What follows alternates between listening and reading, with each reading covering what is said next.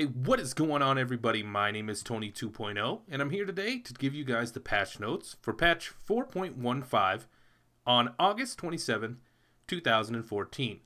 Today, Riot rolled out the newest patch, 4.15, and this patch comes with a lot of things going on.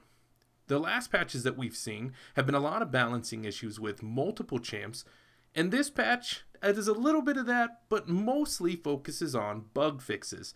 There's been a lot of little things with each individual champs that just haven't been going quite right, and they addressed quite a few of those issues this time.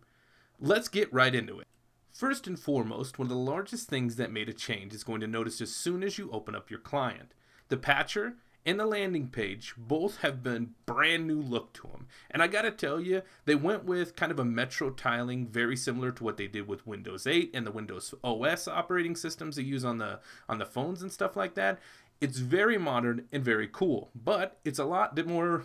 There's just a lot more stuff for you to look at and can be a little bit challenging for you guys that really don't like change. For me, I really like how streamlined the processes have become and how everything is organized on the screen. They've also went ahead and combined both of the patching bars, so now it just all happens at once.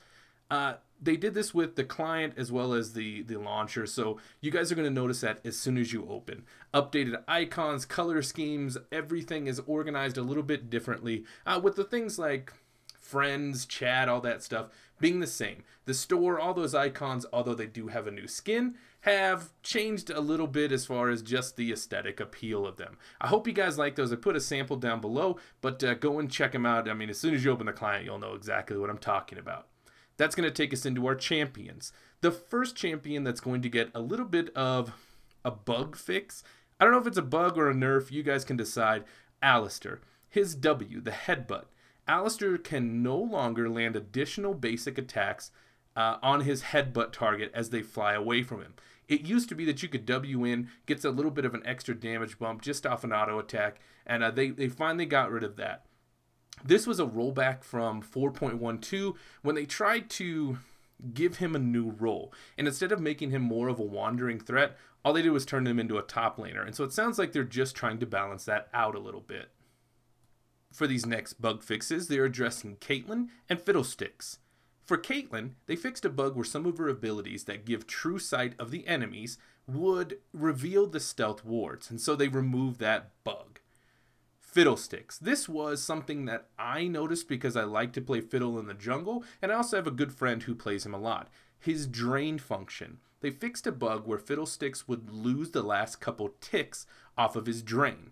What they also did was increase the range from 750 to 800 and the refresh rate from half a second down to a quarter second. The overall damage is unchanged in this. However, they did remove the part where the bug that made him miss his last couple ticks went away. The next bugs they addressed, and I'm going to go a little bit out of line with where the actual patch notes are just for space's sake. They address Lee Sin, Graves, and TF. For Lee Sin, they fixed a bug where some of his abilities that give him true sight would also reveal the stealth wards, and so much like Caitlyn, they removed that bug from happening. On to Graves. With Graves, back in 4.13, they increased the damage on his ultimate. But what they did is, they didn't mention that this would also buff the explosive damage to it, and so for this, they're just documenting it. It's been like that. There's no change in how it's actually going to function. For you guys that play Graves, you notice that he got a power bump on his R, and for this, they're just explaining that. On to Twisted Fate. They did the same thing they've done with Lee Sin and Caitlyn. They just removed a bug where sometimes it would reveal the stealth wards when he got true sight on enemy victims. Moving on down the list to one of the largest changes that came with this patch, they basically did an overhaul on Gnar. Gnar, although can be useful in some situations, is pretty underplayed for a brand new champ, and I think that they're noticing that. And so what they did was they updated his recommended items, gave him a base health regen of 5 instead of 3. They fixed a bug where Gnar wouldn't get his bonus health when you transform the rage gene on his passive, and then they added a buff to his Q. The boomerang toss, the boulder throw on both of them. The boulder toss also now more easily identifies enemy champs and prioritizes them. Onto his Wallop, they fixed a bug where enemies could sometimes cast spells when Wallop's stun was overlapping with Gnar's. So now this will effectively stun instead of in getting interrupted. And then on his R, now his R is going to scale with AP. This is going to be pretty big because it's going to be a massive damage boost, particularly I think when you're in the large, when you're in his big angry side, his rage-filled side. This is a change that I think was necessary. Gnar just really didn't live up to the hype, and it's going to probably make him more playable top lane. The next change came to Rumble. Another pretty big overhaul, lots of bugs fixed that were reducing Rumble's overall output. I'm going to put them up on the screen. There's a lot of little bugs that they fixed dealing with his overheating, because when you play Rumble, you want to focus on heat management, not overheating, things like that. And there was a lot of little bugs that were costing him damage output in some aspects and really giving him too much in others. Therefore, they balance this out. The link is always in the description if you guys want to go and read a little more thoroughly on that. Down the list onto Shyvana. She got a fix of her bug on her Flame Breath, which was dealing an extra 20 damage at level 1. Shyvana's damage now accurately reflects what's on the tooltip, which is 60 damage. And then the visuals of Dragon's Flame, the particles got much better. I mean, whatever, it's kind of inconsequential. No major fix for Shyvana, just some aesthetic stuff and damage reduction. The next champ is Sivir. Sivir, if you played her, you would notice that she would not deal the accurate damage from her Q, her boomerang blade, if the target was hit centralized. It would give a little bit of a debuff, and they've changed that, so now when the center of the projectile hits the enemy opponents, it deals the same damage throughout. They also fixed a bug where Sivir's basic attacks would cancel whenever Boomerang Blade would begin its return.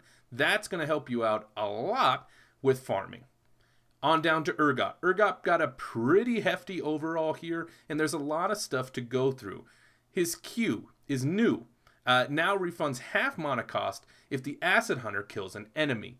There's new fancy particles, because they love to add those little things. And his R also got a scaling buff on cooldown, as well as a reduction in mana. There is a very small buff that was also applied to it that now grants bonus armor and magic immediately instead of the delay of a quarter of a second when it's activated. On down the list to Zareth.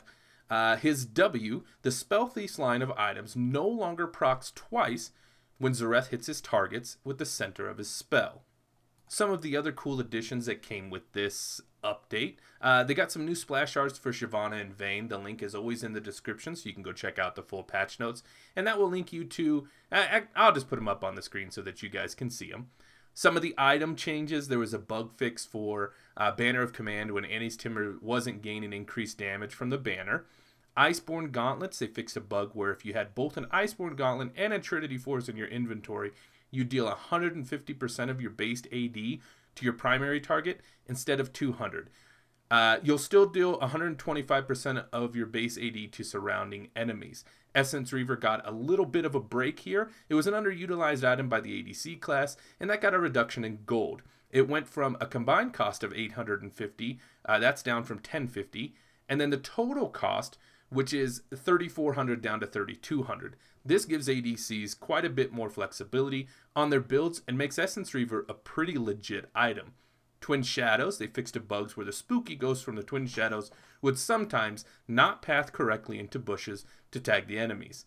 There is a lot of different stuff going on in the different game modes. Twisted Dominion got some updates for Cassiopeia.